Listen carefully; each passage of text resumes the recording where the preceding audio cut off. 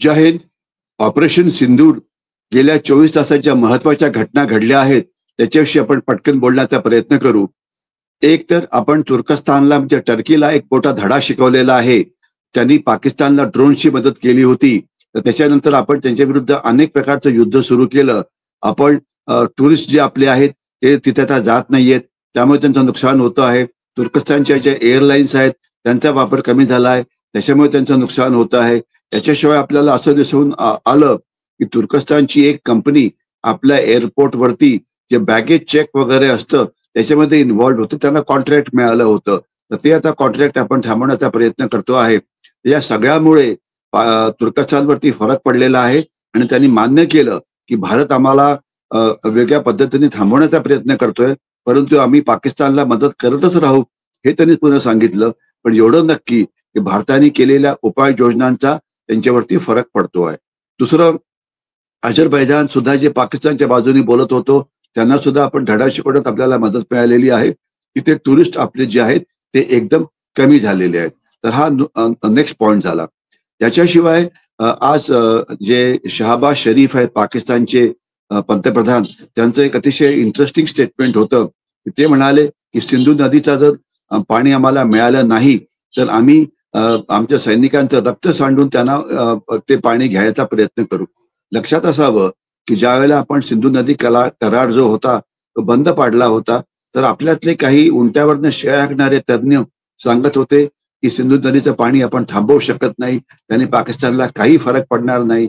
तर आता या सगळे जे असे तज्ञ होते त्यांना हा एक मोठा एक थप्पडच त्यांच्या तोंडावरती लागलेली आहे. कारण असं की कुठल्याही नदीचं पाणी म्हणजे मोठ्या नद्या असतात, सिंधू असो की ब्रह्मपुत्र असो की गंगा असो, हे पावसाळ्यात थांबवलं जात नाही.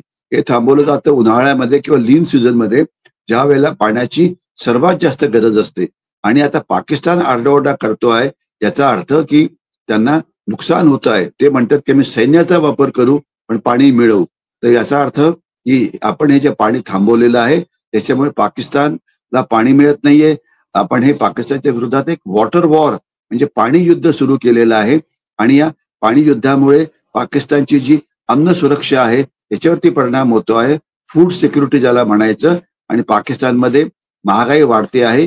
आणि एवढंच नाही तर आपण एक 5,000 कोटी रुपयाचं धान्य जे पाकिस्तान पंजाबच्या अटारी बॉर्डरवरनं घेत होता ते थांबवल्यामुळे पाकिस्तानला आता तिप्पट किंमत देऊन धान्य घ्यावं लागतं आहे. म्हणजे पाकिस्तानला आपण बऱ्यापैकी धडा शिकवलेला आर्थिक लेवलला, हे सुद्धा त्यांना कळायला पाहिजे. त्याच्यानंतरचा पुढचा अतिशय इंटरेस्टिंग असं स्टेटमेंट आलं होतं आपले संरक्षण मंत्री आहेत राजनाथ सिंग यांचं. त्यांनी म्हटलं होतं की पाकिस्तानचे जे अणुबॉम्ब आहेत ते सुरक्षित नाहीत, तर त्याच्यावरती लक्ष या तर अमेरिकेचं असावं किंवा IAEA म्हणजे एक आंतरराष्ट्रीय संस्था आहे की जी अणुबॉम्बवरती लक्ष ठेवते, त्यांच्या नजरेखाली ते असायला पाहिजे. याचं कारण काय की पाकिस्तानकडे न्यूक्लिअर बॉम्ब आहेत आपल्याला माहिती आहे. आता एका कराराप्रमाणे जी दोन राष्ट्र एकमेकांसमोर असतात त्यांना आपल्याकडे असलेली न्यूक्लिअर बॉम्ब कुठे आहेत हे सांगणं हे गरजेचं असतं. म्हणजे त्याच्यामुळे चुकून सुद्धा त्यांच्यावरती हल्ला केला जाणार नाही. परंतु आपण हल्ला केला आता आणि मग असं कळालं की एखाद्या वेळेला जो अणुबॉम्बचा साठा होता त्याला आपलं मिसाईल लागलं असावं, म्हणून तिथे रेडिएशन लीक होत आहे. म्हणून अमेरिकेने मध्यस्थी करून इन्व्हेस्टिगेशन करण्याकरता आपल्याला युद्ध कराराकरता आपल्याला रिक्वेस्ट केली. तर म्हणजे आपला जो निशाणा लागला तो चुकून अणुबॉम्बच्या स्टॉकपाईल वरती लागला, अशा प्रकारची बातमी आहे. तर अर्थात हे आपल्याला सांगायला पाहिजे होतं पाकिस्तानने की इथे आमचे अणुबॉम्ब आहेत, आपण तिथे आपलं मिसाईल तिथे मारलं नसतं. तर म्हणजे थोडक्यात पाकिस्तान हा अत्यंत विश्वासघातकी असा देश आहे. तर म्हणून पाकिस्तानचे जे अणुबॉम्ब आहेत ते IAEAच्या नजराने खालती असायला पाहिजे, ज्यामुळे एखादा कुठला मॅड सायंटिस्ट असेल, एखादा मॅड दहशतवादी असेल, एखादा मॅड जनरल असेल, तर त्यांच्या हातात त्यांनी जर दुरुपयोग केला अशा अणुबॉम्बचा तर पुष्कळ प्रॉब्लेम होऊ शकतो.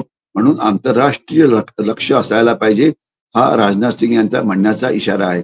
आणि एवढंच नाही तर अणुबॉम्ब एक भाग झाला, परंतु अणुबॉम्बच्या शिवाय पाकिस्तानकडे जे न्यूक्लिअर रिॲक्टर्स आहेत त्याच्यामध्ये जो अणुकचरा निर्माण होतो, अणुकचऱ्याचा अर्थ जे रेडिएशन वेस्ट असतं ते निर्माण होतं. याचा वापर सुद्धा आपल्याला डर्टी बॉम्ब करता येतो. तर त्याच्यावरती सुद्धा IAEAचं लक्ष असायला पाहिजे. हा जो आहे तो पुढचा नेक्स्ट मुद्दा आहे. याच्याशिवाय एक अत्यंत चांगली बातमी आली होती, परंतु त्याच्याकडे लक्ष जास्त मीडियाचं गेलं नाही. ते म्हणजे आपण जे बांगलादेशी पकडलेले होते भारतामध्ये, त्यांना आपण आता बांगलादेशमध्ये ढकलण्याचा प्रयत्न करतो आहे. आणि आतापर्यंत हजारहून जास्त बांगलादेशी आहेत, यांना आपण बांगलादेशमध्ये ढकललं, म्हणजे त्यांच्या वेगवेगळ्या सीमातून. आणि नंतर त्यांना त्यांच्या बांगलादेश रायफल्स त्यांना पकडलं आणि त्यांच्या लक्षात आलं की हे बांगलादेशी हे तिथलेच होते, म्हणून त्यांनी मोकाट्याने ते मागे घेतले. ते म्हणजे बांगलादेशींना पकडून परत पाठवणं हे एक अत्यंत चांगला डावपेच आहे आणि ज्याच्यामध्ये आपल्याला पुष्कळ यश मिळतं आहे. सरकारचं कौतुक करायला पाहिजे, परंतु बांगलादेशी घुसखोरी इतकी जास्त आहे की अशा कोट्यावधी बांगलादेशींना पकडून त्याला परत पाठवायला आपल्याला वेळ लागेल. तर म्हणजे 365 डेज अ इयर हे आपलं ऑपरेशन जे बांगलादेशींच्या विरोधात आहे ते चालू राहायलाच पाहिजे. त्याच्याशिवाय माझा जो नेक्स्ट मुद्दा आहे आंतरराष्ट्रीय मीडियाविषयी. आंतरराष्ट्रीय मीडियामध्ये अनेक जण आहेत की जे भारताच्या विरोधात लिहितात आणि याला 4 प्रकारची कारणं आहेत. आंतरराष्ट्रीय म्हणजे इथे मी म्हणतो आहे वेस्टर्न मीडिया, इथे मी म्हणतो आहे अमेरिकेची मीडिया. तसं म्हटलं तर पाकिस्तान आणि भारत या दोघांचा जर संघर्ष असेल तर त्यांनी भारताच्या बाजूला जायला पाहिजे, कारण आपण एक डेमोक्रॅटिक कंट्री आहे. पण असं असून सुद्धा ही जी मीडिया आहे, न्यूयॉर्क टाइम्स आहे, BBC आहे, वॉशिंग्टन पोस्ट आहे, काही इतर अशी मीडिया आहेत, ते काय करतात, पाकिस्तानच्या बाजूने लिहितात, चीनच्या बाजूने लिहितात. असं का? त्याला 3-4 मोठी कारणं आहेत. नंबर 1 कारण असं आहे की या लोकांना म्हणजे भारत जगावरती राज्य करेल हे काय फारसं आवडत नाहीये. त्यांना वाटतं की व्हाईट ज्यांची स्किन असते त्यांना जगावरती राज्य करण्याचा अधिकार आहे आणि भारत आता 5व्या नंबरच्या अर्थव्यवस्थेपासून 4थ्या नंबरवरती पोहोचला आहे, हे त्यांना आवडत नाहीये, म्हणून ते भारताच्या विरोधात लिहितात. दुसरे, तिथे अनेक असे लेफ्टिस्ट आहेत की ज्यांना भारताचा राग असतो वेगवेगळ्या कारणामुळे, तर ते अजून एक त्रास देणारं तिथलं एक ग्रुप आहे. तिसरे जे ग्रुप आहेत ते म्हणजे तिथे काही जिहादी प्रवृत्तीचे लोक आहेत आणि तिथे मतपेटीच्या राजकारणाकरता त्यांना प्रचंड महत्व दिलं जातं. तर त्याच्यामुळे ते जिहादी प्रवृत्तीच्या लोकांना खुश करण्याकरता तर भारत विरोधी आपण लिहिलं तर त्यांना आवडेल, म्हणून त्या प्रकारे प्रयत्न हे केले जात आहेत. आणि सर्वात जो महत्वाचा मुद्दा आहे तो म्हणजे असा की हे जे वेस्टर्न मीडिया आहे हे नीट जरा ऐका, यांच्यावरती चीनचं फार मोठं प्रभुत्व आहे. प्रभुत्व म्हणजे नेमकं काय, तर चीननी त्यांचं जे त्या कंपनीचं जे भांडवल आहे त्याच्यात 25% 30% एवढी भागीदारी घेतली आहे. म्हणजे या सगळ्या वेस्टर्न मीडियाचा 25-30% मालक जो आहे तो चीन आहे. याचा अर्थ काय होतो, ही वर्तमानपत्र चीनच्या विरोधात तर कधी लिहिणार नाही, त्यात काय डाऊट नाही. चीननी कुठलंही दुष्कृत्य केलं तर त्याच्याविषयी बोलणार नाही. इतरांविषयी ते बोलतील, परंतु चीन तिबेटनवरती अत्याचार करतोय ते लिहिणार नाही. चीन शिनजियांग मध्ये असलेल्या मुसलमानांना त्यांनी कैदेत टाकलाय त्याच्याविषयी ते बोलणार नाही. म्हणजे कुठलंही चीन विरोधातलं काम ते करणार नाहीत. परंतु जे चीनला आवडते म्हणजे चीनचं जे नॅरेटिव्ह वॉरफेअर आहे त्यात मात्र त्याला ते मदत करतील, कारण ते चीनच्या पैशावरती ते जगतायत. तर याच्यामुळे ते चीनच्या बाजूने सगळं लिहितात. तर हे म्हणून चीनला सुद्धा आपण आणि म्हणजे या सगळ्या वेस्टर्न मीडियाला सुद्धा आपण धडा शिकवायला पाहिजे. आणि त्याकरता 2-3 महत्वाची कामं, एक तर BBC असो, न्यूयॉर्क टाइम्स असो, त्यांना आपण भारतातून बॅन का करत नाही. जर ते भारत विरोधात लिहितात तर त्यांना सांगा की तुम्ही आमच्या विरोधात हे आर्टिकल लिहिलं, आता 1 महिना BBC भारतात काम करू शकणार नाही, 1 महिना न्यूयॉर्क टाइम्स भारतात काम करू शकणार नाही. तर म्हणजे भारताचं मार्केट पुष्कळ मोठं आहे, त्यांचं पुष्कळचं उत्पन्न हे भारतामधून होतं. तर अशा लोकांना जर आपण 1 महिना 2 महिने 3 महिने 4 महिने जर बॅन केलं तर त्यांचं आर्थिक नुकसान पुष्कळ होईल. तर त्याच्यामुळे त्यांचा जो भारत विरोधी पवित्रा असतो तो थोडा कमी करण्यामध्ये आपल्याला मदत मिळेल.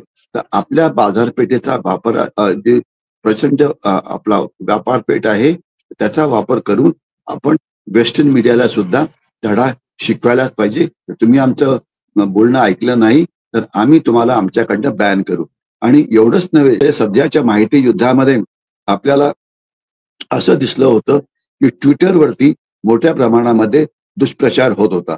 आपण सरळ ट्विटरला सांगायला पाहिजे, कुठलंही भारत विरोधी तिथे काही ट्विट आलं तर लगेच ते बॅन व्हायला पाहिजे. तर ते ट्विटरनी ऐकलं नाही तर ट्विटरची आम्ही भारतातून हक्कलपट्टी करू. म्हणजे या सगळ्या माहिती प्रचार युद्धाला तोंड देण्याच्या ऐवजी जर आपण ट्विटरच बंद केलं भारतामध्ये, तर ट्विटरचं 20, 25, 30% उत्पन्न हे कमी होऊ शकतं. तर त्याच्यामुळे ते वरती येतील. तर मला वाटतं आता ट्विटरला भारतातून काही वेळापुरतं बॅन करायची गरज आलेली आहे. तसंच जर कुठे इतर कुठल्याही युट्यूब चॅनलनी जर भारत विरोधात केलं त्यांना बॅन करायला पाहिजे. पाकिस्तानचे सगळे चॅनल्स बॅन करायला पाहिजे. चीनचे सगळे चॅनल्स बॅन करायला पाहिजे. आणि मला सांगायला आनंद वाटतो की चीनचं ग्लोबल टाइम्स आपण बॅन केलेलं आहे. चीनचं जे 2-3 मीडिया मोठे हाऊसेस आहेत त्यांना आपण बॅन केलेलं आहे. परंतु म्हणजे वेस्टर्न मीडियाला सुद्धा आपण मोठ्या प्रमाणात बॅन करायला पाहिजे, तरच ते धडा शिकतील. तर असे हे अनेक मुद्दे गेल्या जे 24 तासामध्ये आले होते याच्याशी मी सांगण्याचा प्रयत्न केला. आपण बऱ्यापैकी मल्टी डोमेन युद्ध पाकिस्तान आणि चीनच्या विरोधात लढतो आहे. हे युद्ध आपल्याला चालूच ठेवावं लागेल. आणि उद्या ज्यावेळेला मी आपल्याशी बोलून की आपण चीनला बलुचिस्तानमध्ये कसं रक्तबंबाळ करू शकतो याच्याविषयी आपण बोलू. मी इथेच थांबतो. जय हिंद.